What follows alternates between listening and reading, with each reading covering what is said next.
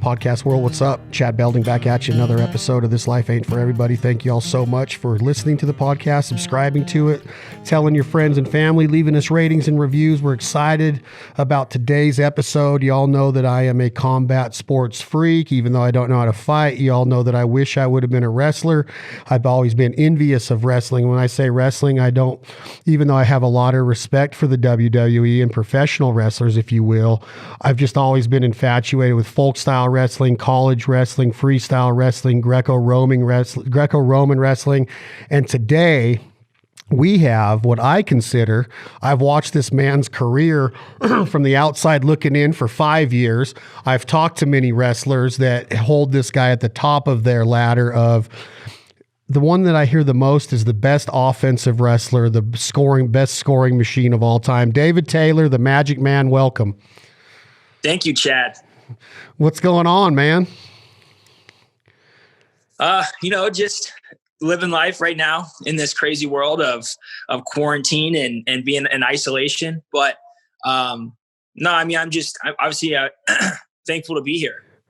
David, I got to start this off by saying you don't look like that much of like a guy that, you walk into a bar and if you don't really look at the ears of a wrestler, a lot of them look unassuming. They don't come across, and a lot of them don't have the attitude of like wanting to always just show how tough they are in public. And then on top of that, you throw in, you have a love with cats. And I just watched the Netflix series Don't F with Cats, and I kind of thought of you in that because sometimes you promote you have a love of cats. Are you an all-around pet guy? Do you like fish and dogs too, or do you have an infatuation with cats? Are you this sweet little dude that just can get on a mat and make somebody cry mercy? Yeah, I think that's kind of me. And funny thing about cats, so my wife and I, she grew up with cats, and I grew up on farm and a ranch growing up, and we had farm cats that, they come and go, so there was not really a tie to that. And we had dogs, we had horses. So I always grew up around animals, but cats, I never really had like a affection towards cats. And my wife grew up big cat fan. And I think so she multiple times growing up, she actually would like find cats off the street, put them in her house. They would birth kittens. She would have this like farm of cats. She calls them fostering at that time, but she really was just hiding from her parents. So she always had this strong affection towards cats. So when we were dating at the time, and we wanted to get a cat, and I just remember telling her, "Hey, if this cat like poops or pees in the house, like it's gone." And she's like, "That's not how cats work." And I'm like, okay, we'll see. And our first cat, her name was Maisie. And I just kind of really fell in love with her. I had a really close connection with her, and now we have 3 cats. The first one that we bought our first cat, and then now since then, my wife and I foster cats. Kind of we're on the side of adopt, don't shop, and we've adopted our next 2 cats. We have 3. We fostered probably, I don't know, probably easily 200 different cats, kittens throughout the last couple of years, and found them good homes. So yeah, I am kind of a crazy cat man. Are you a Howard Stern fan or a Beth Stern fan by chance? And have you listened to any of their current life status with their cats and the different? It's escaping me right now, but the Shoreline Animal Fund or something and she adopts cats. They have a nice house there and an apartment, but I guess it's just just full of cats. Have you listened to any of that by chance? It's called the North Shore Animal Fund. I haven't, but I'm pretty sure my wife follows her on Instagram. And I think her Instagram is primarily, my Instagram is full of like people working out, wrestlers, lifting weights, and hers is followed with cat Instagram accounts. Everything's cats. Yeah, she follows her, and she's definitely talked to me about her before. And I think that's pretty cool. I think, to have that kind of affection and connection and trying to, I don't know, I guess find, there's a lot of cats that just get kind of lost out there, and not to give them down that road, but to be able to find them homes and give them some TLC. And I think cats sometimes get like a bad rep of being like mean and vicious, but really it's just, if you just spend time with them when they're kittens, they become so friendly. Our cats are all super affectionate cats, and you just put some time into them. Do you like big cats as well? Are you into mountain lions or tigers and lions and stuff like that? I mean, not to raise one or but you are like the Mike Tyson of wrestling. Would you ever have pet tigers like Tyson did? I don't know. I watched the Tiger King recently. I'm sure everyone has during this quarantine. And I think everyone crossed their mind. I think everyone probably Googled, like, what does it take to raise a tiger or something like that? But yeah, no, I don't think so. We're pretty content with our little cats here.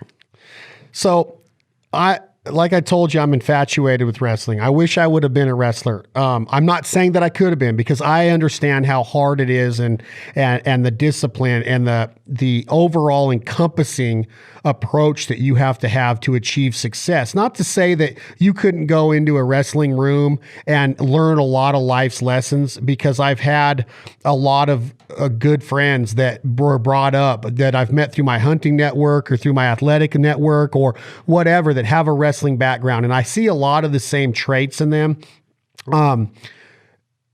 I talked to Brent Metcalf the other day on the podcast, and Brent's a hunter and he's a buddy of mine. And the last question I asked him was, right now, Brent gets to watch one wrestler, the best wrestler there's going right now. Who do you watch? Who do you pay-per-view to watch wrestle? And he said, hands down, David Taylor. Wow. So that's a big thing coming from a guy like Brent Metcalf, because he's been there, done that, world teams, Olympic trials, NCAA championships, Big Ten championships. You name it, he's done it in wrestling. And he's so humble, and he loves your career, and he loves the way you wrestle. Just calls you an offensive machine, which you are. I think what Jaden did in this last year with his unscorable, streak that he went on is kind of comparable to what you were doing before your injury. Have you always concentrated on offense? Because you said, as long as I score more, I'm good. Is that where that mentality came from? As long as I score more than my opponent, I win every match. I don't have to worry about defense. Or are you just as good of a defensive wrestler as you are an offensive machine? That's a good question. I would say that, younger in my career, I just focused, on just scoring. I kind of try to replicate the way that Cael Sanderson wrestled when I was a kid. He was idol. And at that time, college wrestling had kind of fallen into this trap, if you were to say, of just like real low scoring, but he stood out because he was just dominating people.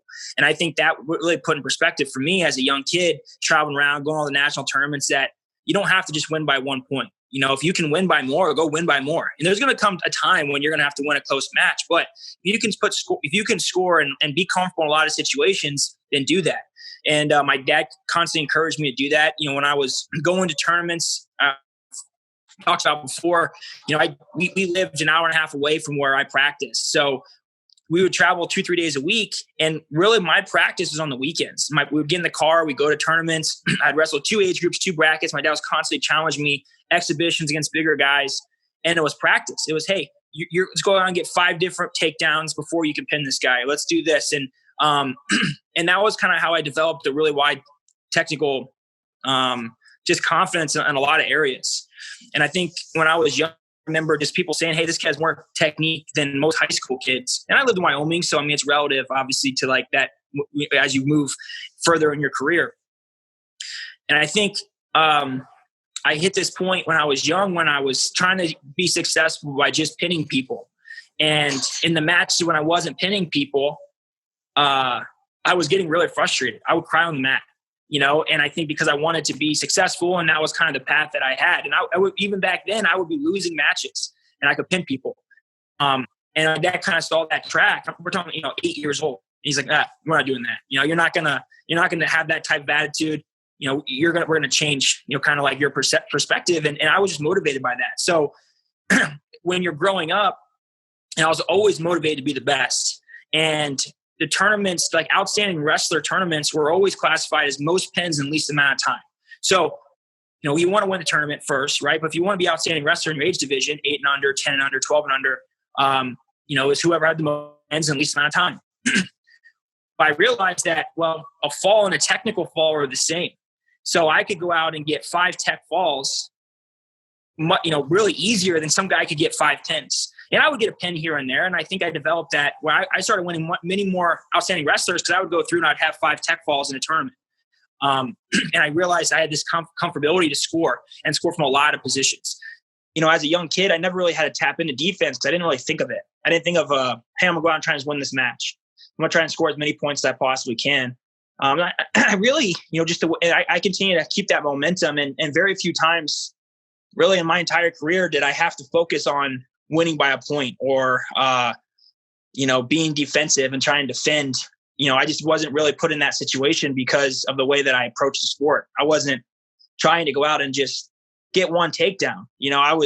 I knew even if I gave up some scores, I could continue to score. So I think, your question was, when did I have to tap into defense? And I would say I think one of my most undervalued skills in wrestling is probably my reattacks, but I don't get a chance to really do that very often when I'm wrestling because I'm so offensive. But, my philosophy is I put a lot of time into my training and my conditioning, my strength. I have a lot of technical abilities to score from a lot of positions. So if I go out and I don't challenge those positions, then I'm doing myself a disservice to all the hard work that I put into it. So I don't really get a chance to tap into that stuff as often, because for a guy to come out and wrestle with me, going out and being offensive is not really probably in their best interest. They're going to probably try and slow the match down and be tactical and make it a lower scoring match. So, I don't really get a chance to really tap into that. I would say the one match in the last couple of years where I did get a chance to do that was last year in the world, or 2018 in the world semifinals. I was losing going to the break by 2 takedowns. I came out, I scored 2 takedowns right away. And in freestyle, it's criteria decides the match. So the score was 5-5, but I had scored the last takedown. So I was winning with a minute left. So at that point in time, I knew I could have continued to score. But I knew that there was no way he was going to score on me.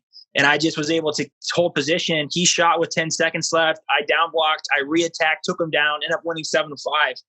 And that's really the only match that I can really think about where I was actually able to switch over. That's so crazy. That's so crazy. That's so crazy. Because if you look how many, I can't even put a number on, I don't have any idea how many wrestling matches you've competed in, but it's a lot. And you're talking about a world, match right there that could have been against Russia, Iran. We're going to get into that. But in America, in college, and we're going to go back before this, but there's a thing called the Hodge Trophy that's given out every year to the top college wrestler. And one guy wins it every year. Only a handful, I think 3 or 4, and you can correct me if I'm wrong, David Taylor, but you were awarded the Hodge twice. You're from Wyoming. When I asked Brent Metcalf why he started to get into wrestling, he said he was a motocross BMX bike racer, and he walked into the house one day and he saw this picture of this muscular guy with a mask over his head. And he says, I want to look like that and I want to be able to be a fighter. And he got into wrestling at a young age. You're in Wyoming, you're living on a ranch. There's elk and there's deer and there's fish in the pond and there's cattle and chickens to be fed and fences to be mended. You got a dad that's obviously probably a roughneck rancher that just is blue collar as the day is long. And he gets up with the sun and goes to bed probably a little early because he's up so early and he's making sure that the land is working. Where does this mentality of kicking somebody's butt come in of a guy growing up in rural Wyoming? Now, Wyoming does have University of Wyoming in Laramie. They have had, and I don't know right now if they still have a wrestling program. I believe they do, but places like Boise State and other schools out west have let their wrestling programs go. People, are some wrestling schools in Oregon and in California. Where does it come from? Where does the mentality come from in rural Wyoming? It's a good question. I don't know if anyone's ever asked me that question before. I just think, as a young kid, I was really energetic. I had a lot of energy. I've always been fiercely competitive. It doesn't really matter what it is. I mean, I want to win, and that's just, I think, so actually my dad loves being outside. That's just the way he is. And he's a Delta Airlines pilot, still is today. But he always dreamed was to live on a ranch, to be able to have the opportunity to go outside, mend fences and do that stuff. So when we moved to Wyoming when I was 5 years old, my dad was actually on a trip. So, a way that works is he would be gone, 3-4 days at a time, be home 3-4 days at a time, and kind of alternating that back and forth. So my dad was actually on a trip. My mom was essentially like, I gotta do something with this kid. He's too much energy. So, my dad wrestled in high school. He grew up, detasseling corn in Illinois. So he's a tough guy, and he definitely held me to a tough standard for sure. And part of that is, he was able to really challenge that toughness side of me. And I think, he definitely was hard on me growing up constantly, and it was never about hard on me about winning and losing. It was about hard on me about giving my best effort. Now, sometimes, that there's a blurry line there, and it happens, and I think when you get kind of caught up in, especially with the success that I had, I wouldn't have been able to do that without my dad and the sacrifices that he made, and not even understanding then, like what it took from him to be gone for 4 days at a time, to come home. As soon as he came home, we were in the car driving somewhere for a tournament, whatever it is. And he was able to structure a schedule around that. In addition to that, we had 7 horses, and my sister and I rodeoed, throughout our career. So I think that was kind of my balance between wrestling. As I got much more serious to wrestling, I was just as competitive rodeoing. But wait a minute. Now we're on to something, Taylor. Were you bareback, saddle bronc, or bulls? So steers and junior bulls, and then steers and yeah. So before you put on a singlet and wrestled a fellow human being, your wrestling, which I consider personally, and this is just opinionated, is I consider a bucking bull the greatest athlete on earth, to weigh 1,800 pounds and to be able to jump 3 to 4 feet in the air with a 150-pound man on your back, and to be able to twist and turn like that. So David Taylor is honing his wrestling skills by telling the boys to open the dang chute and let this thing try to buck me off. This is why you can get riding points with the best of them. So now it's starting to make sense. Are we on to something here? Yeah. So my success rate of riding a steer, or riding a bull is not very high. I don't know. I think I won 2 all around belt buckles when I was a kid. I think, between barrel racing was definitely what I was best at. And that was, I spent a lot of time with our horses. I spent a lot of time riding horse. I had a great relationship with the horse that I rode. And I could be able to pretty much get just about everything I need to get out of that, but I was risking for the biscuit. I was like winning, or I was knocking a barrel over. That was pretty much like the way that, the way I wrestle was kind of the same way. My sister was precise. She was like a great, she would never mess up, super consistent. But I was like, listen, I'm either going for this and I'm winning, I'm beating this time, or I'm going to probably knock a barrel over and I'm not going to win. So I think the 2 times that I won the all around belt buckles was probably the only 2 steers that I rode. Now I was still pretty young at that time. So knowing where my path was in wrestling, I think it was kind of like a risk reward where, okay, when I kind of got to that point where I was getting to the age where you can start riding the junior bulls, I kind of made the decision that I was just going to just continue to ride horses. But, I did it all. I mean, as little kids, you ride the goats, and then you kind of graduate to the steers, and then I think I rode 1 or 2 junior bulls, but yeah, I think that, just from wrestling and spending so much time in the saddle growing up, long horseback rides, going up, herding cow, we had the roundup. Our neighbors were huge cattle ranchers. So we would go up in the fall and do like the roundup where you go up in the mountains and you have to kind of split the cows and bring their cows back down. You pack your lunches and you're up there from morning, right in the morning till nighttime. Where sometimes you're falling asleep on your horse, and someone's throwing a stick at you to wake you up. But, I think that time spending with that balance and proprioceptive, knowing how to kind of stay when a horse is turning, obviously people understand that what it takes to ride a horse as fast as it possibly can and be able to maneuver and turn and twist and stuff. So I think that definitely had an effect with me naturally being able to ride and be tough on top. I think I have a really good understanding of that from my days doing that growing up. So how old are you when you put your first singlet on and you enter your first wrestling room? So I started wrestling when I was 5. Okay, so you're 5 years old. So at 5 years old, you're already on steers and goats and the horses at 5 years old, barrel racing and being able to control and maneuver a horse. You said your sister is more of the finesse rider, but you're in there and you're getting so close because you're going for everything or nothing. You're knocking over barrels. Do you walk into a wrestling room and you look at that guy across from you and you just go straight to him and high crotch him and throw him over and tech fall him like right from the beginning with your aggressiveness? I would say the timeline, I started wrestling when I was 5. And I think when we moved to Wyoming when I was 5 years old. And I think when we moved there, when we bought that ranch, it came with two or three horses. I think we bought when we bought the ranch. One of them was pregnant. So I think that ended up kind of being so my horse was Magic. She was pregnant with 2 socks. And then we kind of, had a horse here, bought a horse to kind of add to, what we had. And I think one for each of our family, and then I don't remember now exactly kind of like that, the chronological order, but yeah, I mean, it was going out and shoveling poop and being around the horses at a young age, doing that kind of stuff. And there was more, I don't remember exactly my age of when I kind of started being pretty competitive riding horses. I would say probably was more competitive wrestling first. Okay, so you're wrestling first. You're already in the room, but you still have you love animals and you're living on the ranch, but your mom just drive. What part of Wyoming are we in? Are we in Sheridan? Are we in Cheyenne? Where are we at? Evanston. You're in Evanston, Wyoming. Okay, so Evanston is it fair to say that that's north of Cheyenne, kind of close to the Nebraska border? Or I'm trying to picture Evanston. Southwest corner. So pretty much like right almost close to the border of Utah.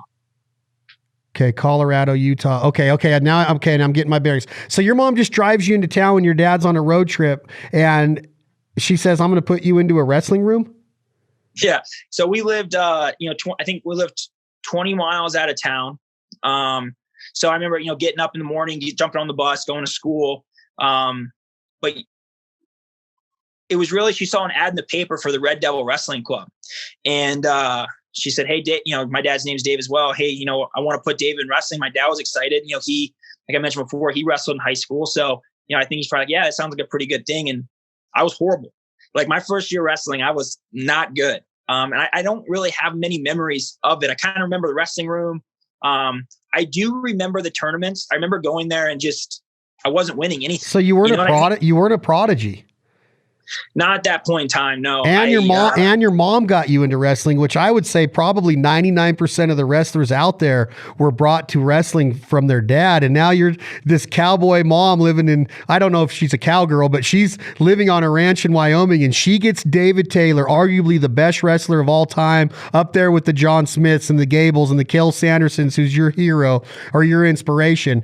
You were brought into your first wrestling room by your mom, and you sucked. Yeah. That's crazy to me. I remember, I just going, at that point it's pretty, at that stage in wrestling that it's just, there's a circuit, it's like the circuit in this town, Rock Springs and Green River and Randolph, Utah, and you're just kind of jumping around and you kind of see the same people. But I remember what I do remember is the very last tournament. I won the very last tournament, and I remember leaving and asking my dad, "When's the next tournament?" And he said, "Oh, son, wrestling's not till next year." And I remember being like, "Well, I want to keep doing this. Like, I don't want to wait till next year." And that's like kind of remember from my first year. So at the end, I've told the story a couple of times. One of my probably, I've throughout my years, different awards that I've won. That first year in the banquet, you get, it's kind of funny, you get they give your MVPs and the wrestler of the year and this and that. And they kind of get to the last award where it's like, all right, you need to give this kid something because, he worked hard and, he paid attention, but he wasn't very good. That award was most attentive. So I won that award in my first banquet of the year. I won most attentive. And it was this tiny little plastic trophy with, gold plate in the middle. And I think I still have it. I know I've had it for a long time in the moves that we've had. I would imagine you probably still have it. And I remember, as I got older and, I kind of like had a bunch of trophies, I had them on display. I've always had that trophy on display just because it's the first one I ever won. It was the first thing that ever meant anything. And I think that, whether it's a combination of winning that last tournament or getting that award, at the time, not realizing that basically means, hey, this award's given to the guy who is the worst wrestler, but pays attention the best. Yeah. You're coachable. You're coachable, which is huge in wrestling. You're coachable. Yeah. And I think that's one of my probably best attributes is I've always been able to make adjustments. And that was kind of how I got started, and I think then it's just, hey, we're traveling around, getting more competition. started getting better and better and better. And, but yeah, I mean that if, who knows, if it wasn't for that last tournament or that award, would have continued wrestling. I don't know. You're not going to tell me later on in this podcast, David Taylor, that your mom named you your nickname after your horse, are you? Or is it, did it come from the horse or were you infatuated by Blackstone and the great magicians of our world, or what's the deal? And we don't have to really get in depth about, because I really love the man and I know that you've created a lot of magic on the mat, but did that name come from the horse?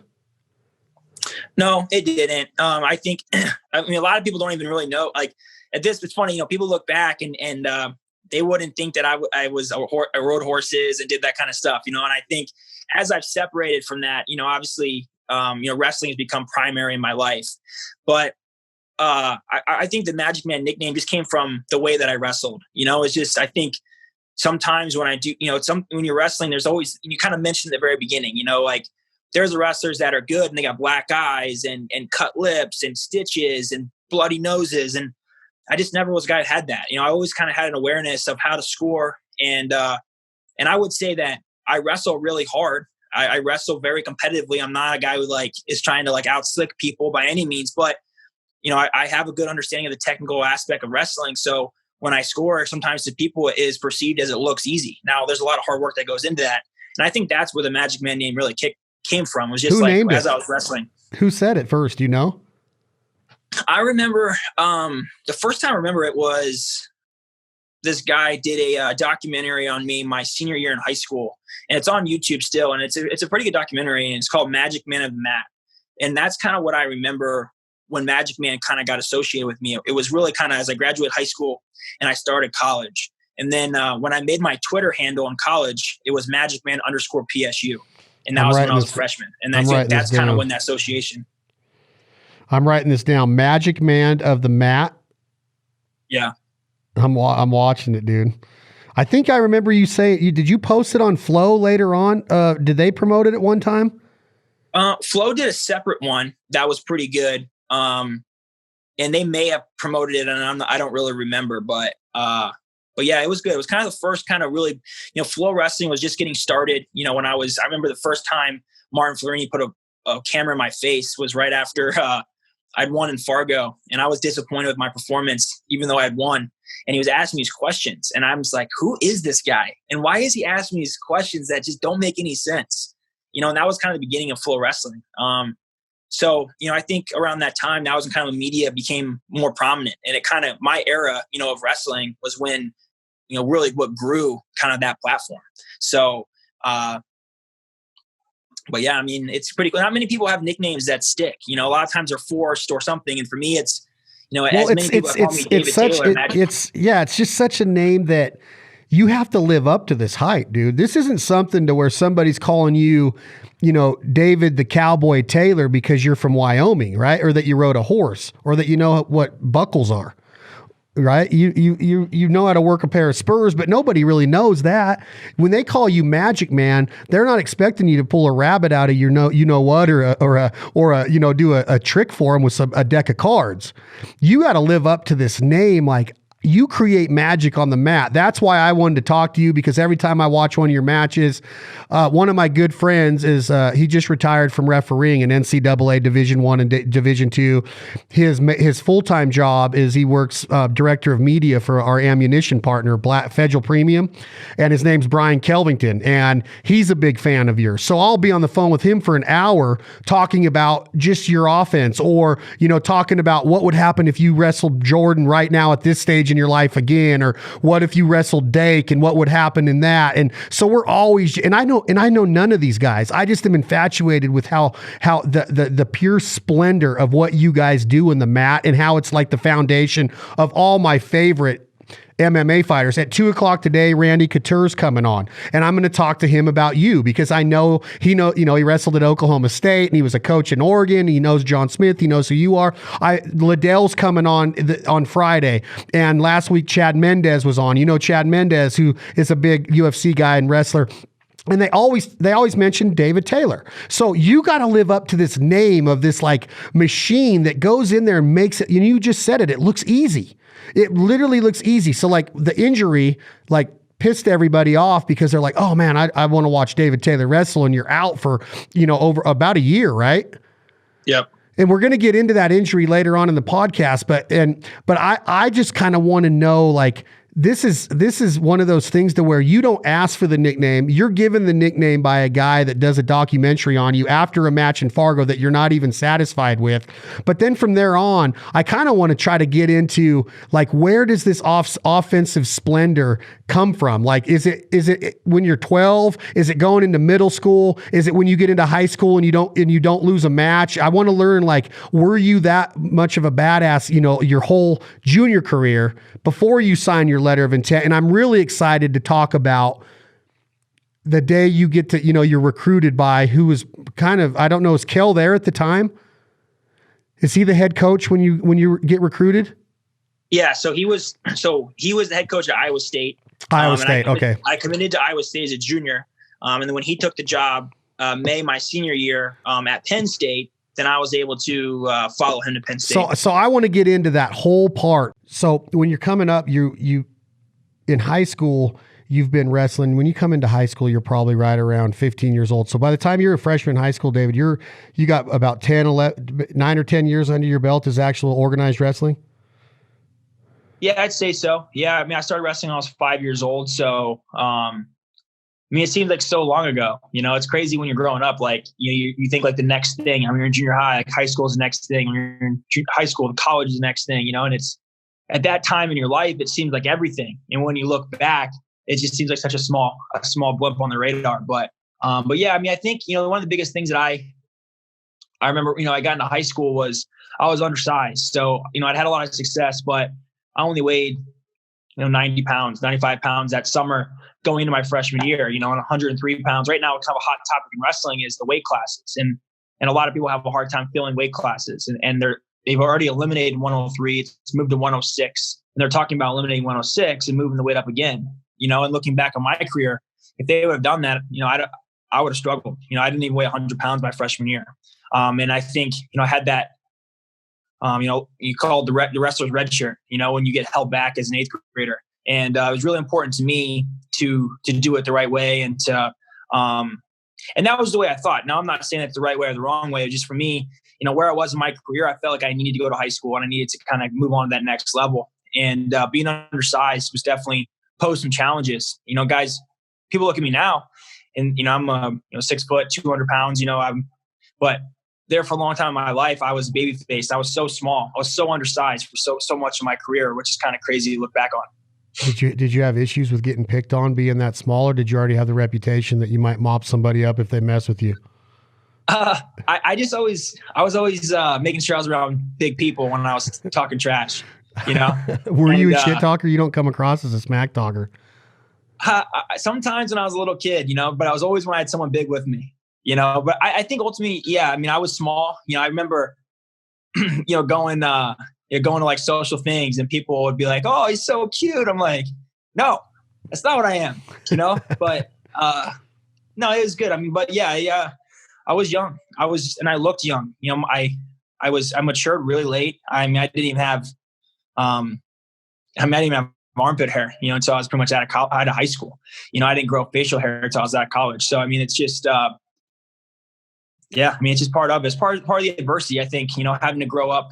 And I could never rely on strength or even speed. It was just technique for me. And I had a wide variety of technique and I wasn't afraid to do those things. So, now fast forwarding to this point in my career, when I have matured and I do have speed and strength to go with that technique, I've been able to put together a pretty good product. When I step on the mat, I feel pretty confident. So with that confidence, I want to get back to high school, but like right now, I know it's Friday night and you're in Jersey. It's 6:00 at night in Jersey right now.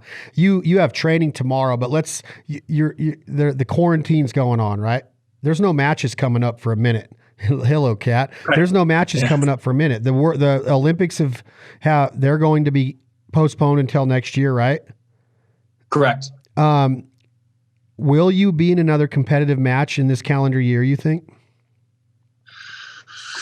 That's a great question, and I don't know the answer to that. And I would say that's challenging, but I was fortunate enough to have wrestled I was one of the last sporting events in the world to compete, at the Olympic Games qualifier in Ottawa. So that was March 15th. So that was right before everything went down. So that's the week. Yeah. I remember when you won that. I was in spring training and they just canceled spring training that day. Right. It was pretty much that day. So we were in Canada when everything was shutting down. And, I finished that tournament that night and we got in the car and we drove back across the border. And that next night at 8:00, that's when we got to kind of stay at home and go under quarantine type stuff. So, I was thankful to have that match, and I don't know. You qualified though. You won that, right? I did. Yep. Is this your first meet out off of surgery and rehab? Yep, it was. And what was the exact injury? I tore my ACL. So you have a knee injury, but my question was going into this. You don't know if you're even going to wrestle in the next 8 months in the let's say the next 7 months in the calendar year of 2020.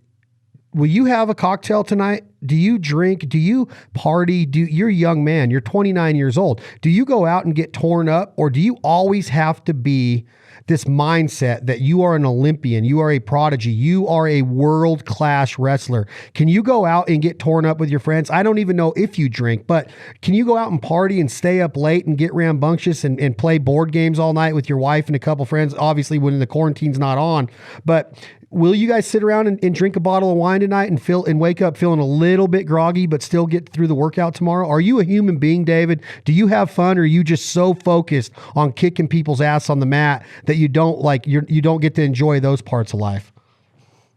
Well, I think there's definitely you kind of mentioned two things. You have a glass of wine and you have go out and get wasted, right? I mean, and there's a lot of in between there. I think it comes with maturity, right? I mean, I think at this point in my career, I know what it takes to be the best in the world, and there's not room for that stuff.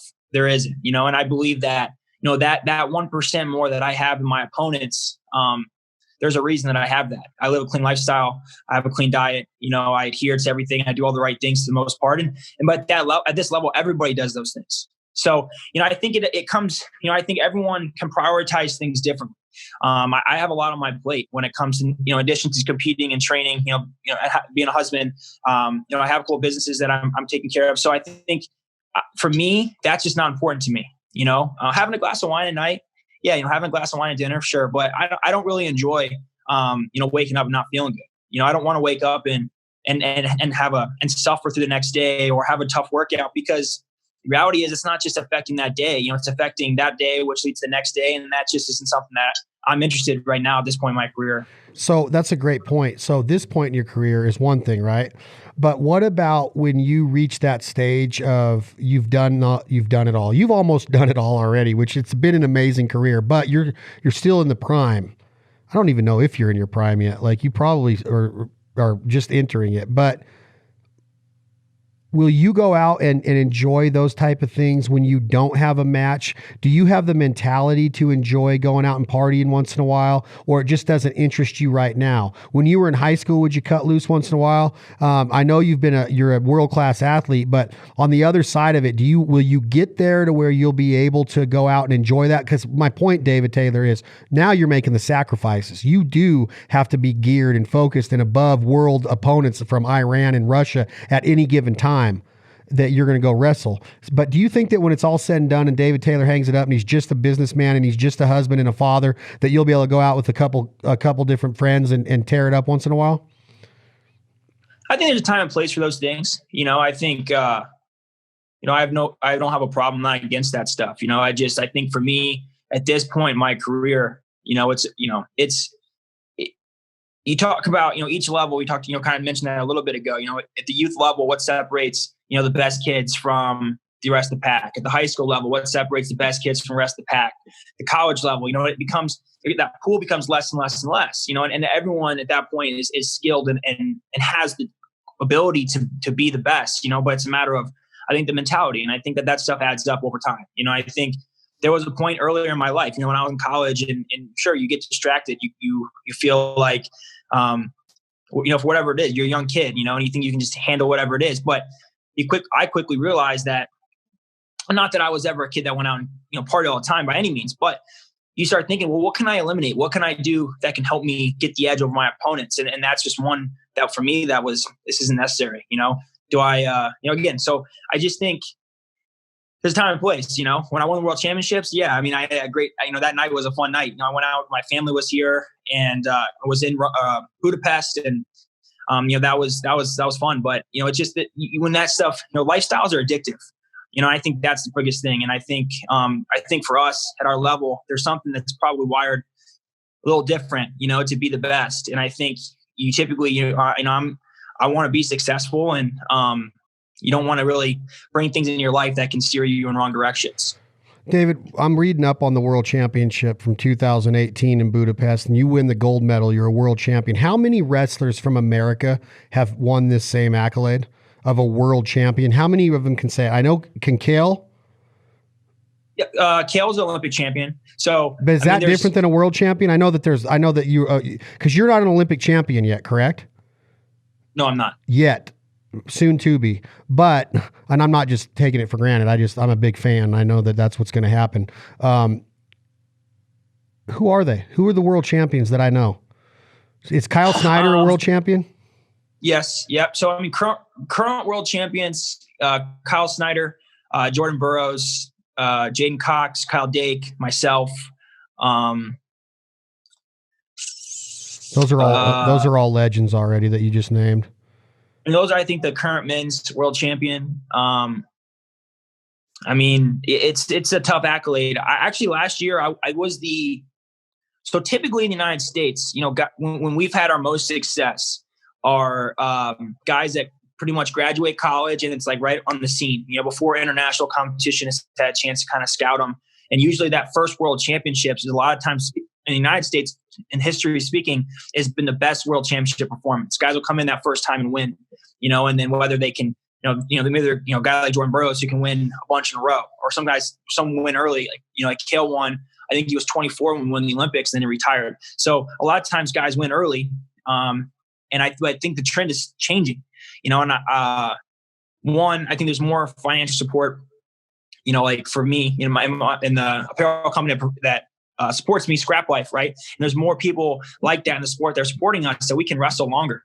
And I was the oldest first-time world champion since Bill Zadek, right? Who's the current head coach at, I think I was 28 when I won. So it's kind of crazy that it took me, I wouldn't say that it took me that long, but I don't even feel like I'm old. But I feel like that's been the trend, that people win early. I think the average age right now of world and Olympic champions is like, I think it was 24 in the 2012 quad. I think the 2016 quad, it went down to like 22. So guys are just having success, earlier and earlier.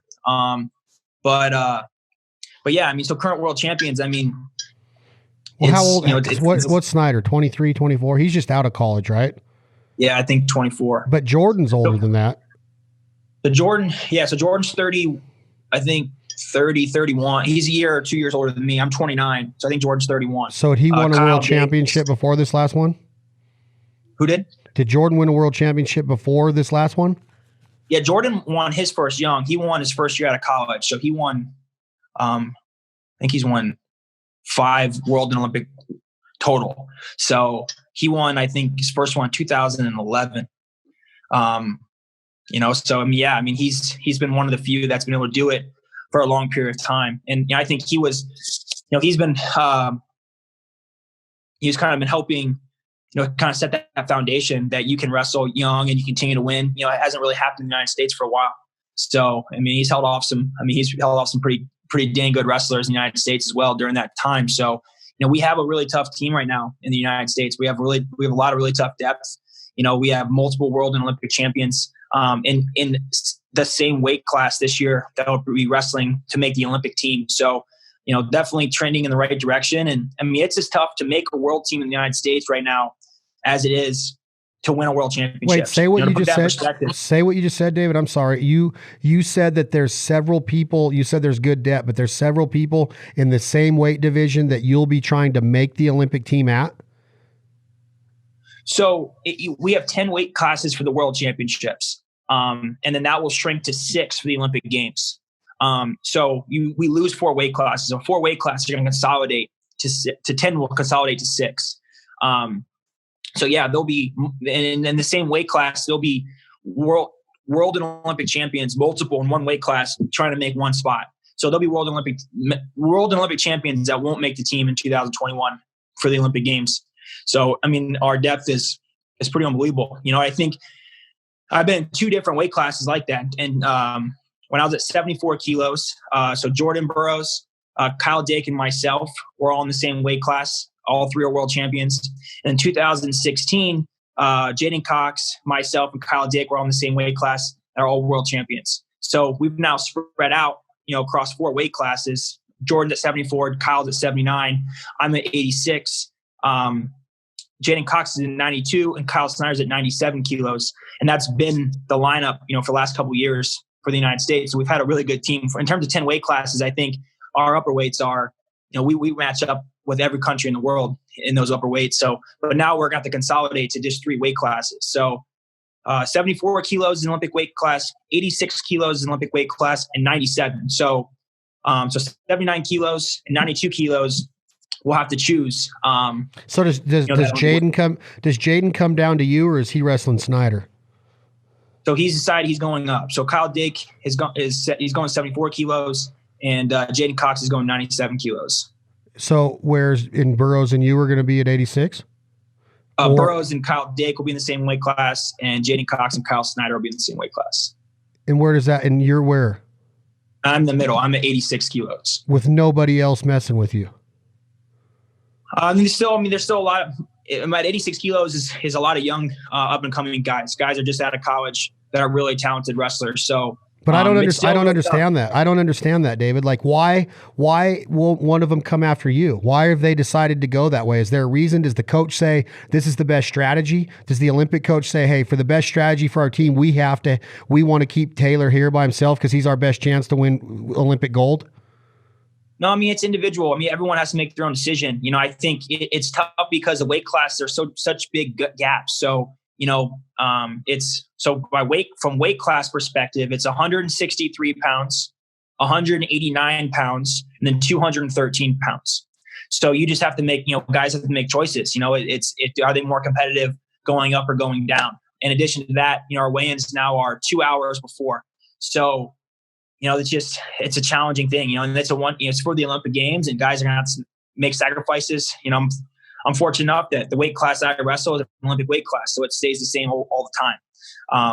But with that being said, I won a world championship in 2018. I was 2018 United World Wrestling Wrestler of the Year. So I was voted the best wrestler of the year of all weight classes. Going to 2019, I was set up to continue to have success, and I got hurt and I didn't wrestle for an entire year. So, there were a lot of variables going on, and but I'm back now, and I'm definitely looking forward to competing. It's going to be challenging. I mean, there's definitely no matter who's in the weight class. I mean, people are going to be prepared. It's a matter of putting your best foot forward.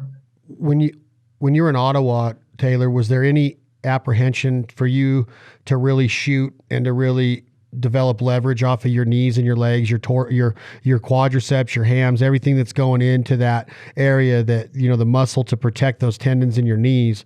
Are you apprehensive? Are you released 100%, which obviously being at your level, a doctor or a pediatric is not going to release you if you're not, but are you a little timid? Are you shooting at 100%, or are you wrestling at 85% when you win this Olympic trial? Or is that a dumb question? I don't know if that's a dumb question. I was back quick. Typically, for an ACL, ACL surgeries are, nowadays are pretty common, but there's no real beating the timeline.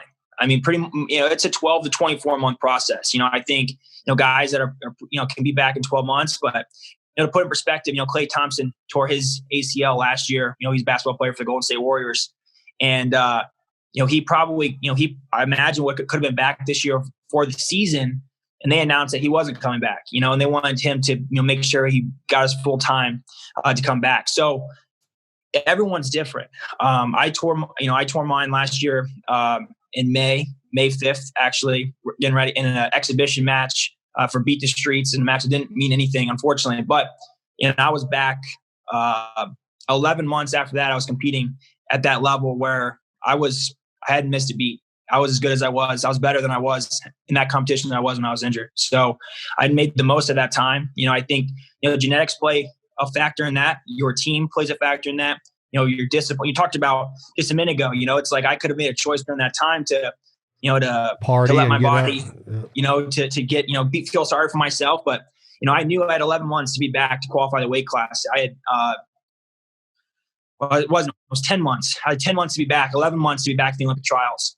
So, that's a quick turnaround. And I made the most of every single day during that time. And I wrote down on my calendar, this is the term I need to be back. I talked to my doctors, and every one of them said, this is going to be tight, but we can make it happen. So I got my surgery done.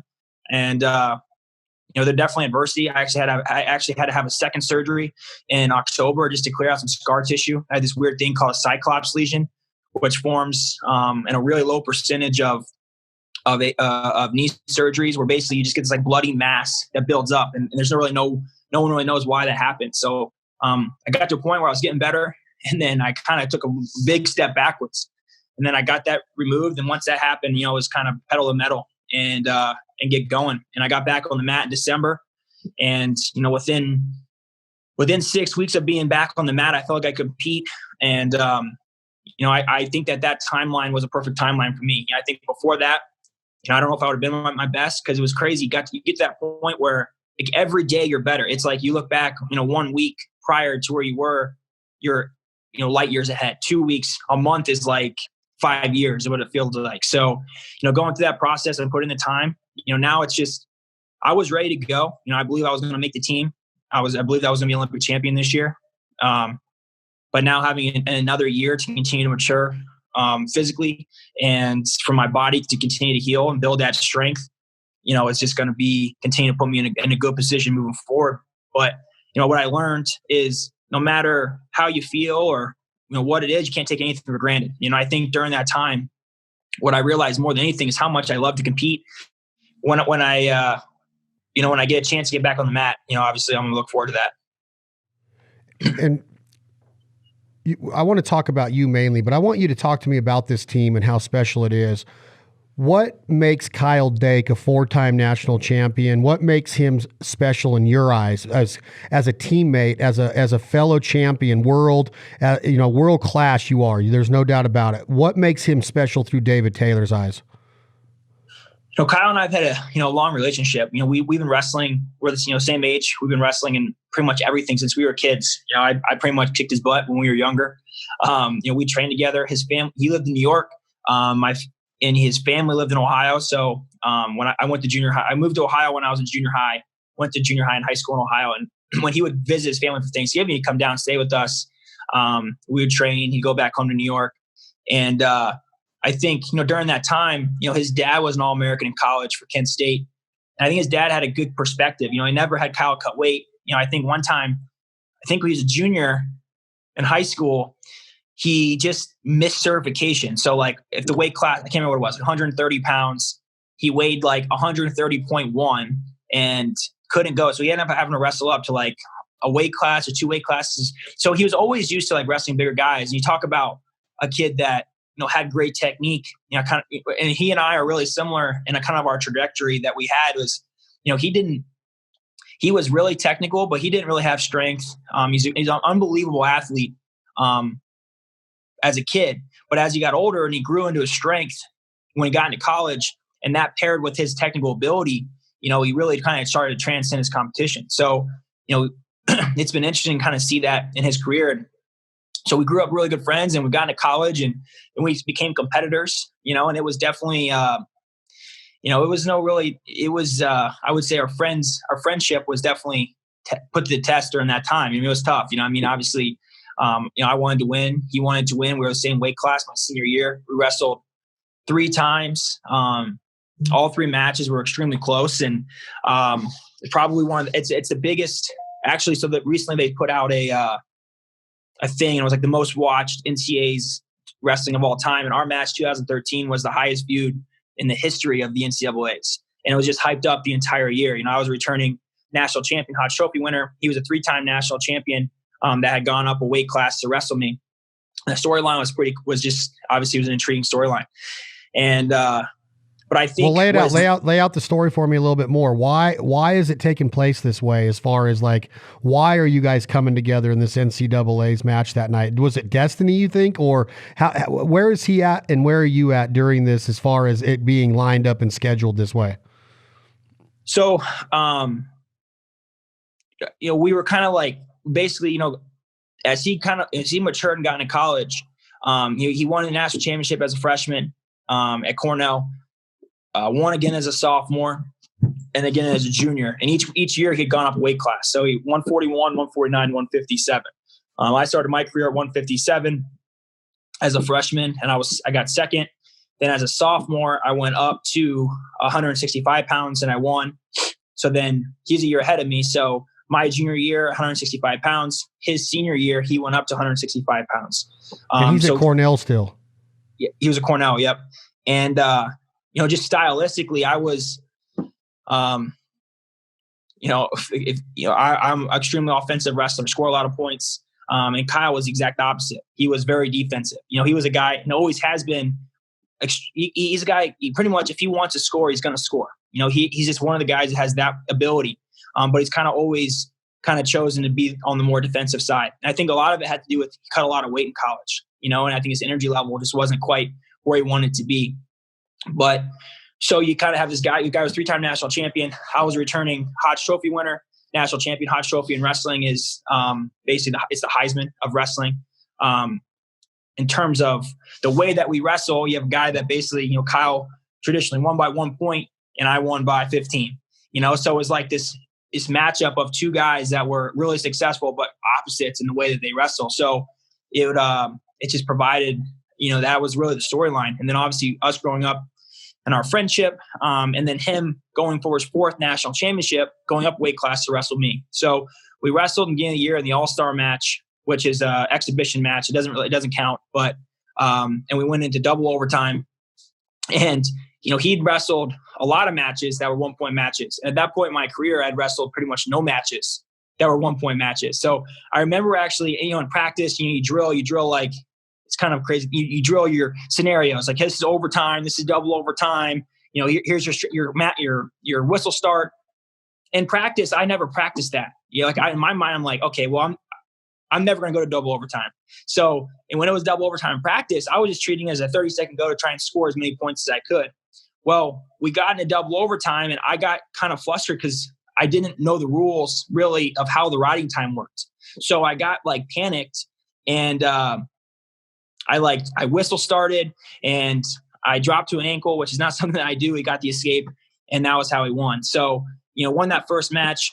And that gave him the confidence basically that, hey, I'm going to go up and I'm going to stay at 165 pounds.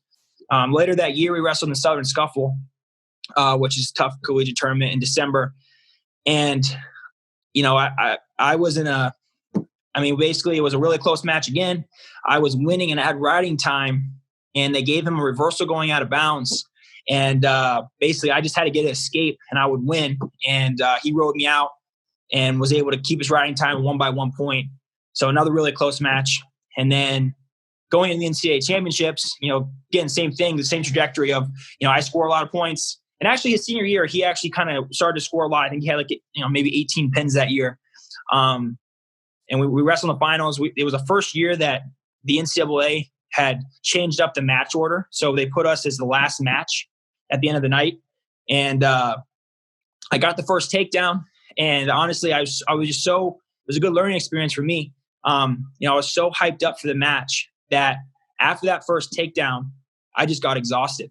And as that match went on, it just, I got that first takedown, and then it just was pretty much a downhill slope for me the rest of the time. And I ended up losing 5-4 on riding time again. And, he ended up finishing that match as a 4-time national champion at 4 different weight classes. And I went on to win the next year, my senior year. I won the national championships again. So, I think that will probably always go down as probably the biggest match, maybe probably the biggest match in maybe NCAA history. And since then, we've really kind of become really good friends again, become really good training partners. We room together on all of our trips. We share a lot of things together in terms of the way that we train and the way that we kind of view the sport of wrestling from a technical side. So it's been kind of full circle. We kind of started as friends, became that kind of rivalry, during the year. And now that we're different weight classes, we really get the most out of training with each other. And, it's been pretty cool. It's just one of those things that, how wrestling can kind of develop a really strong relationship. And, now we're in a position to fulfill lifelong dreams.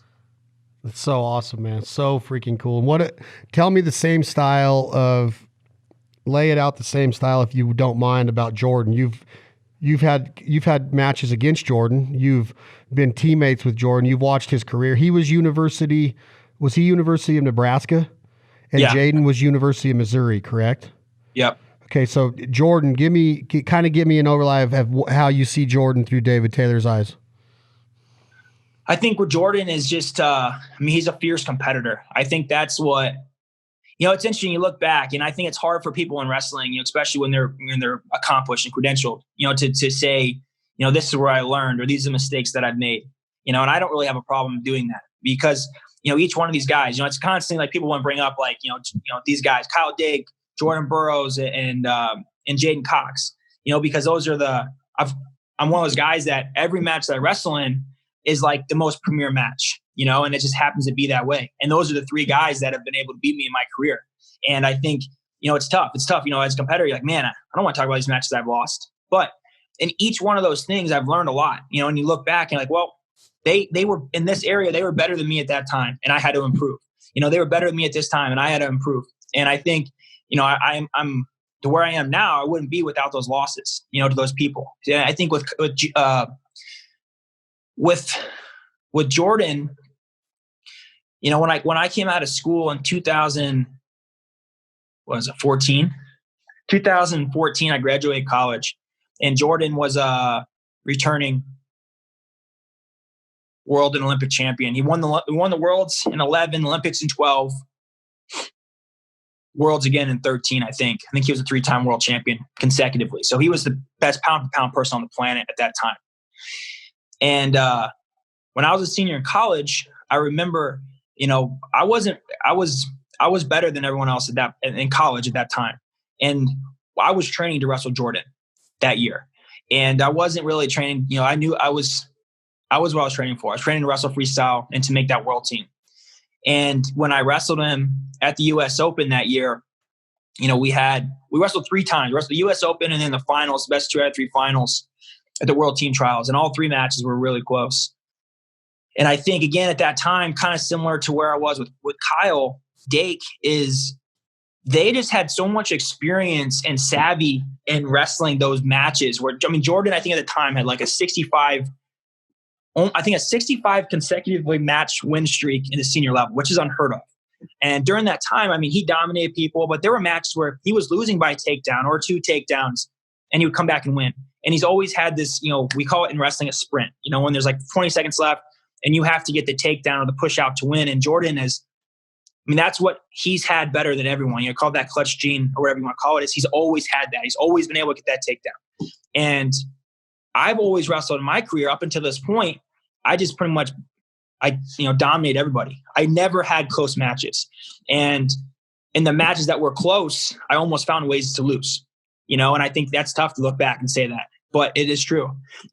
I could win by 15, I could dominate, but when a match was close, I just wasn't put in that environment enough that I wasn't finding ways to win. So when I wrestled Jordan that year, this was like maybe 2 weeks after the NCAA championships when I graduated, I came out right away and he shot and I cradled him. He shot again. I cradled him. I was up 4-1 at the break, which, was just, it's like, okay, well, I'm winning. He's behind. He's always kind of had that second gear. Then I think I was up 6-3 with short time left. Again, maybe 30 seconds. And he got the takedown. We come back on our feet, short time left. And I remember it. I remember getting on the line and being like, okay, I know he's shooting. I was maybe 15 seconds left. He gets, shoots double. And I remember in my head thinking like, okay, well, I don't know if I'm gonna be able to defend this for 15 seconds. So if I turn down, I'll get the takedown up and I'll have enough time to get a takedown again on the back end. But I just hadn't been in those situations enough to understand like, wow, how important this takedown is. You have to fight this takedown. You have to, you got to make this guy work. Can't give it up easy. And I ended up losing like 6-5, whatever. And it was like one of those last second thing. I just ripped my heart out.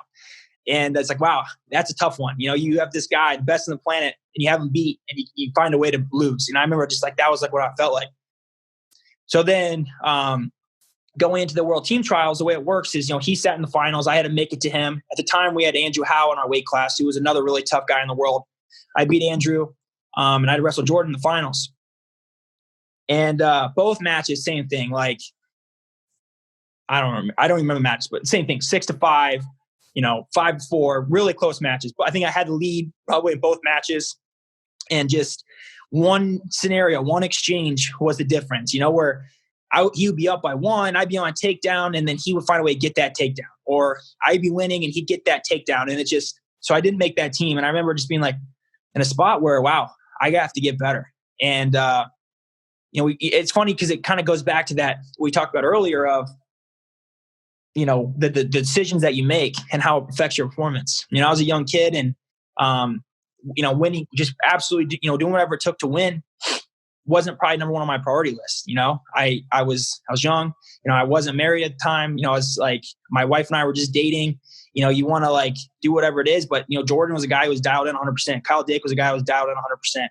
And, you realize maybe that's why I'm not winning these matches, so, and I think that was kind of where I was at that time. I was good and I was a great college wrestler, but I wasn't in a position to be the best in the world. And I didn't even know what it meant. I didn't know what it took at that time. It was easy to say. And I tell people that all the time, it's like an easy thing now. I feel like everyone says, well, yeah, I'm going to be a national champion, or I want to be a world Olympic champion. Those words are so easy to say, but you don't understand how hard that is, just to make a team, when you get there and you're wrestling against the other guys that are best in the world, and that, they win, it's life-changing. For us, we win.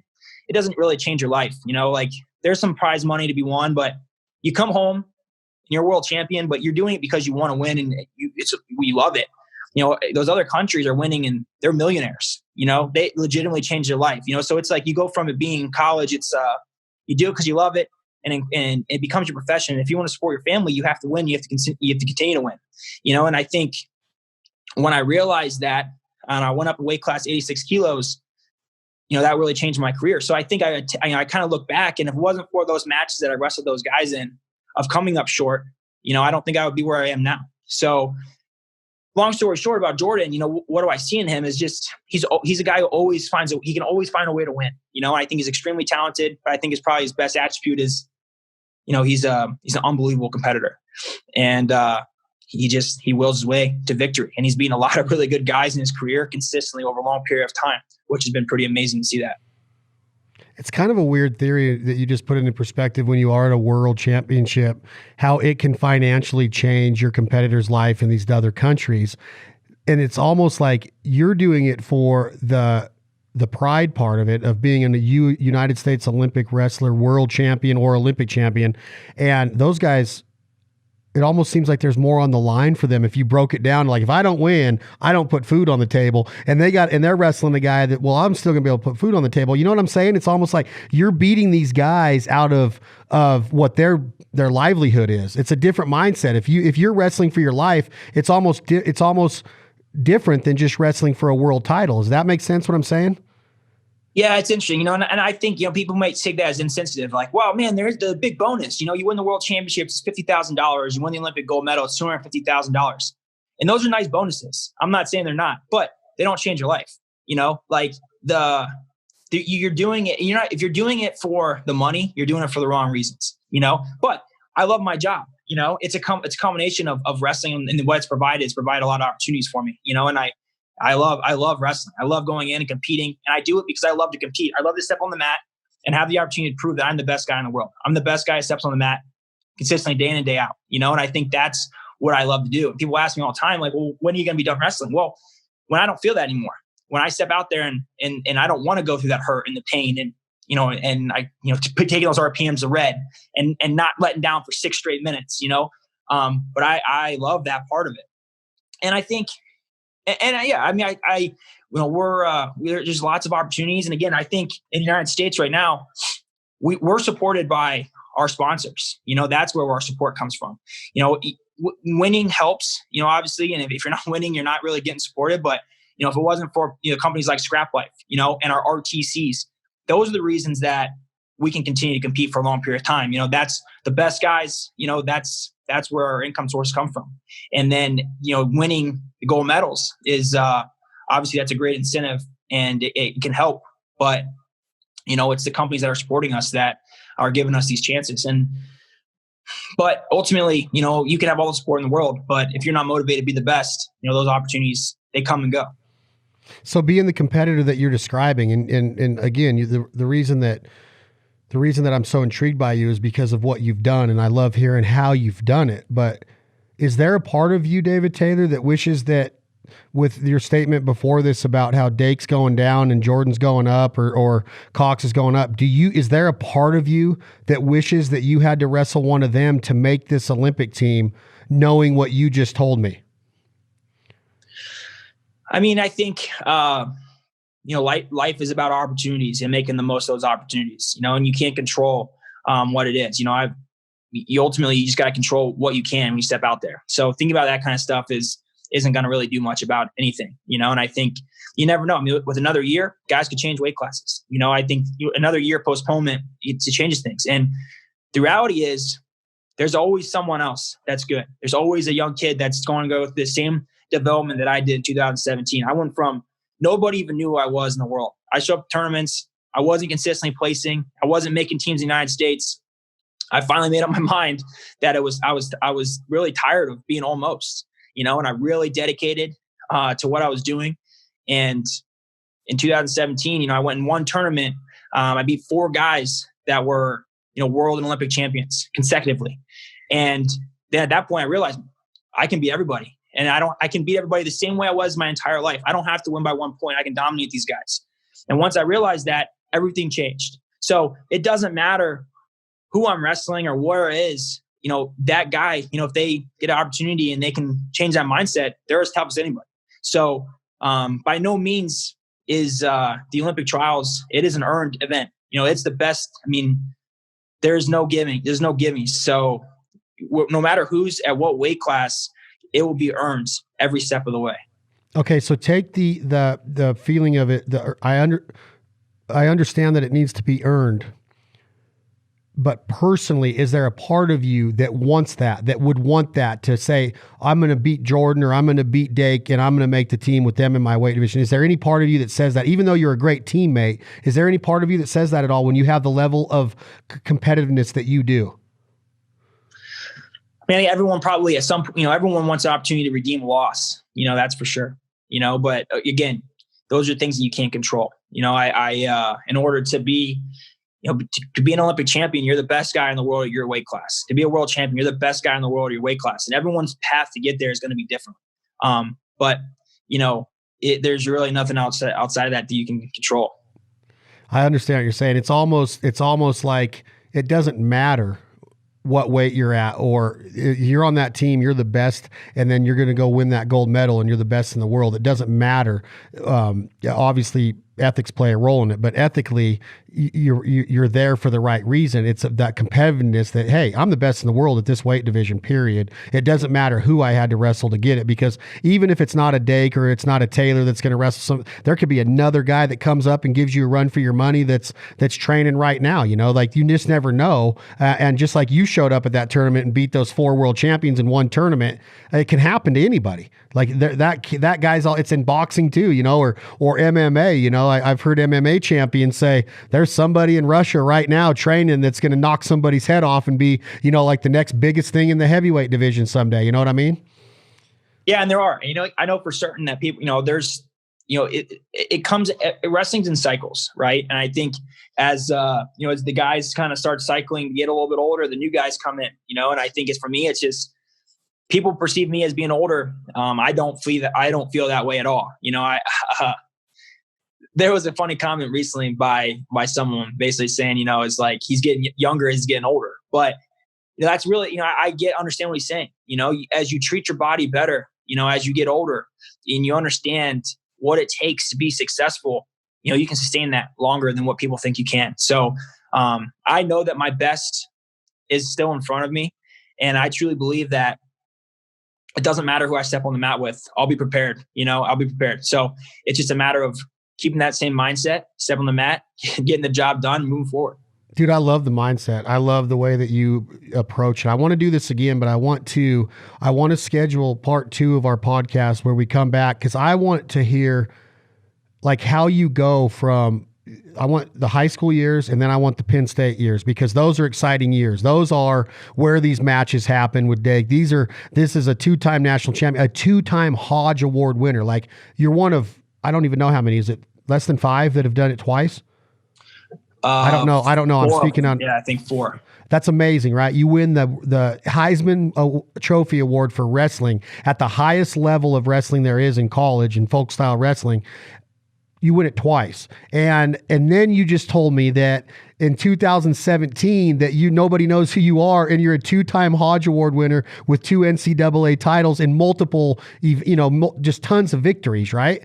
And then you win the Worlds in 2018. So I want to kind of proceed this. Can we schedule another one and talk about it so we can get this message out there to high school wrestlers of what can happen when you apply yourself with the right mindset and a vision and a daily routine that's going to make you the best you can possibly be?